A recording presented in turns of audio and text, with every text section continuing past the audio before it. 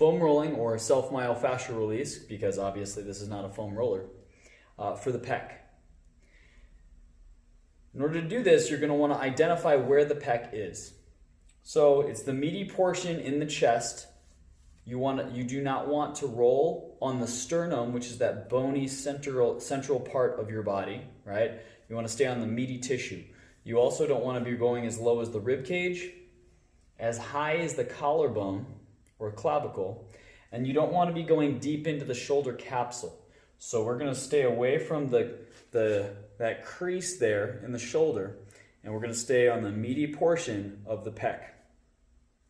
We're going to take the ball, place it on the pec against the wall.